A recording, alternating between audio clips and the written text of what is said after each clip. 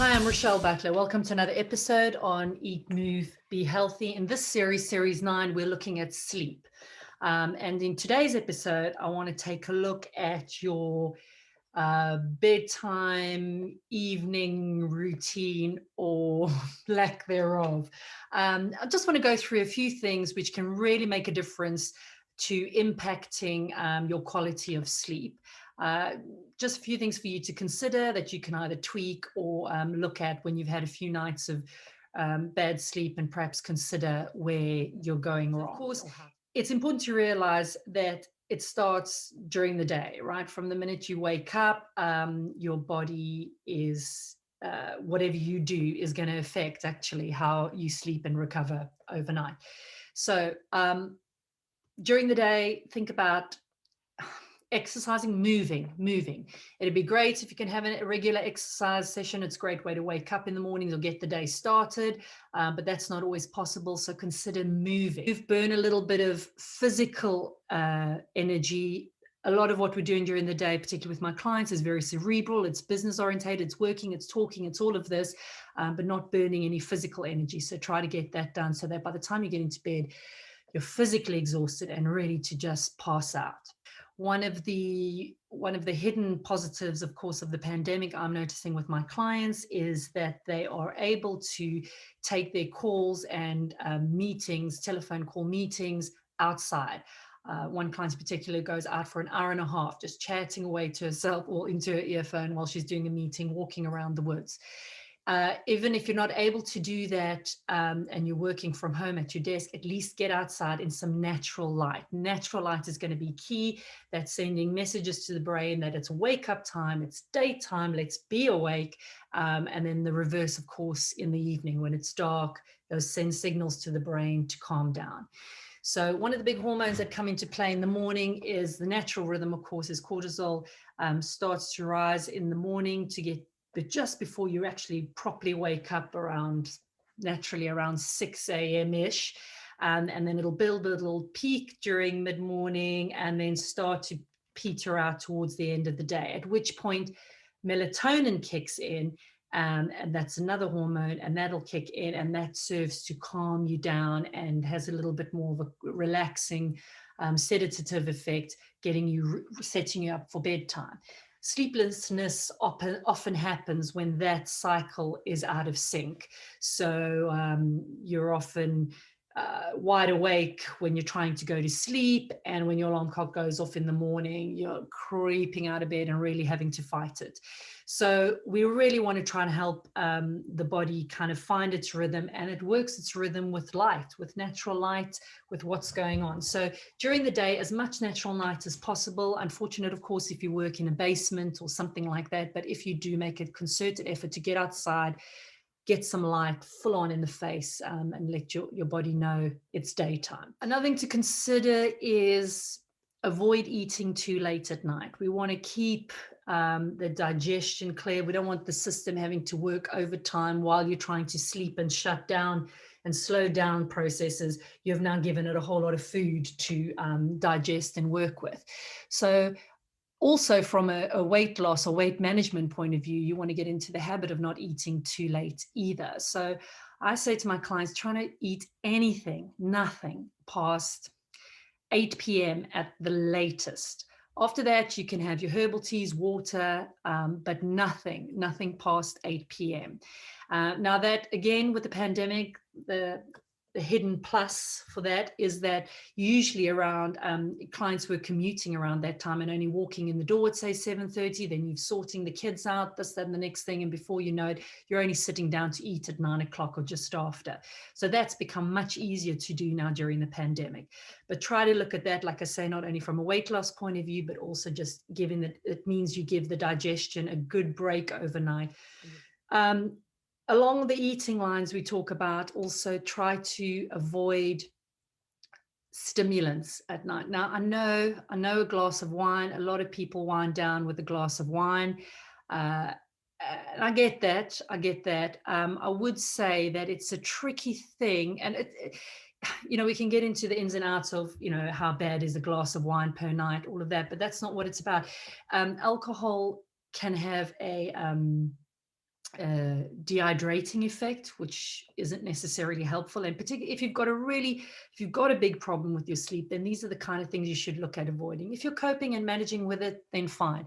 But typically you want to, typically also one glass of wine leads to a second, a third, and next thing you know, it's half a bottle. So that's tricky. So if you're going to do it, really be strict with yourself about the amount and only drink with food. And then if you're sticking to my previous suggestion of nothing past 8 p.m., that would include alcohol, because like I said, after 8 p.m. it's only water or herbal teas. So avoiding those stimulants, same as sugary drinks and also caffeine based drinks.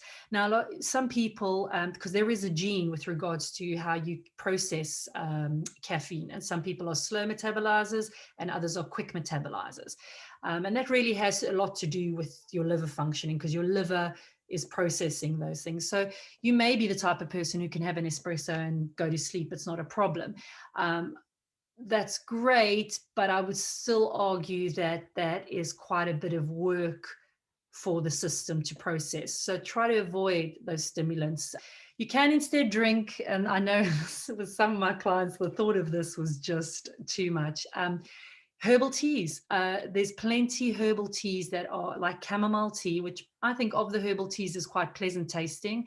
That can have a real effect on just calming, relaxing, because chamomile, the herb that has a relaxing effect. You get a lot of the sleep blends of herbal teas, sleepy time teas, and these sort of things. Those blends include various other herbs like valerian and passion flower, I think. There's combinations of various herbs in these teas, which the combination is quite good and has a sedative, very slight sedative effect. But to get the true effect, you need to make sure you're choosing an organic and quite a organic and wholesome form. So I tend to get my herbal teas from, it's an online herbalist I use, Baldwin's and Co. But make sure the source, like with any supplements, any food, anything you put inside of you, make sure the source is good and is organic. And also to get the effects of the herb, you need it to be the herb and fairly potent, not super strong, but just potent, because what you don't want is chamomile flavored tea. And then we should look at your bedtime. Now, that's a tricky one because there's a few things you've got to fit in. So sometimes you just can go to bed when everything is done. But for the most part, most people do know roughly what time they regularly go to bed, and with if they go to bed any later than that, it really has a knock-on effect and they feel bad the next day. So most people kind of know what time that is. But more importantly, I would look to creating a regular or routine bedtime, or at least a thing of, well, I go up at 10 o'clock, then I read for a bit, or I do this, or I do that. Routine will help with the whole cyclical nature of the sleep wake, okay, and also sending this, if you're doing the similar thing every day, your body goes, oh yeah, we're going up to bed now, right? Bedtime's coming soon, we're slowing down. It's all subliminal messages to the brain of, look, calm down, relax, we're going, we're toning down, we're powering down now to sleep. And there's the arguments in various studies with regards to how many hours is ideal, but routine is almost more important right now. The other thing to consider is bathing or showering at night. A lot of people shower in the morning because they say it wakes them up for the day. That's fine. You can shower then too, but consider I always used to say to my son, it's washing away the worries of the day. There's something about that sort of ritual, that cleansing. It's just, okay, clean, fresh start. That's that day done. Also, more physiologically, is the warmth of the water is just relaxing, it's calming, and that is really useful too. If you're happy to bath, and I know a lot of people don't like to bath, they prefer to shower, but if you like to bath, that's a great time to include some lovely Epsom salt baths. So it's got magnesium in. Magnesium is a great nerve tonic and is best absorbed through the skin, so that can be really useful. You can also include some drops of essential oils, and the heat or the hot water really releases the smell, which is fantastic. And they go through the olfactory senses and they send stimulus to the brain. And certain oils like your valerian, sandalwood, lavender, those sort of oils have a calming, sedative type effect. If you don't use the heat of the water to release the oils, you can put a few drops on your hand, create some friction, and inhale it like that, or you can burn it through a vaporizer. But again, like anything, it needs to be good quality. And again, you can get this from actually a lot more people sell essential oils, but a good quality essential oil. You want a really pure version, and then make sure you read the instructions of how to use it. Don't shy away from creating the spa vibe at home.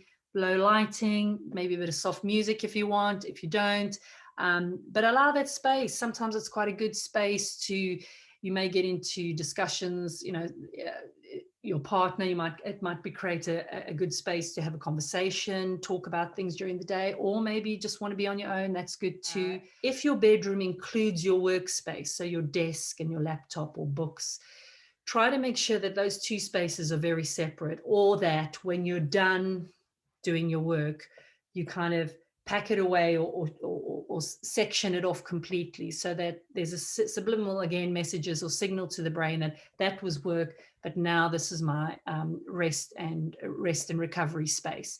I did touch on them, magnesium in the Epsom salts. You can take that as a supplement too. Magnesium glycinate has quite a good effect on sleep. Magnesium we do get from we don't produce a lot of it naturally, so we have to get it from our diet, and it's quite common in foods like dairy, bananas, squash, broccoli, dark green leafy vegetables, bottled water, various. There's the mineral content of that. You'll often see magnesium is in that. But magnesium is in general a nerve tonic, and can be just good at really calming and relaxing. And also, if your sleep cycle is out, your cortisol hormone is probably quite high, and cortisol can have a depleting effect on magnesium. So quite often, if you're not sleeping well, you're probably low on magnesium. In fact, most adults tend to be quite low on magnesium. So in general, it's quite a good supplement. But as always, check with your healthcare professional, only take as instructed, but it is an over-the-counter supplement, so it's fairly safe. So consider those aspects if you're having sleepless nights, or certainly if you have a bad night, look back and think, well, I could have done that. Maybe I shouldn't have had that wine. Pick out the things that you're really sensitive to and avoid those. Join me for another episode where we're going to take a look at what things you can do when you actually get into bed. So we'll talk about your linen, pajamas or no pajamas. We'll talk about all of that. If you have any tips or tricks on how you get to sleep or manage your sleep cycle, leave a comment below and let us know.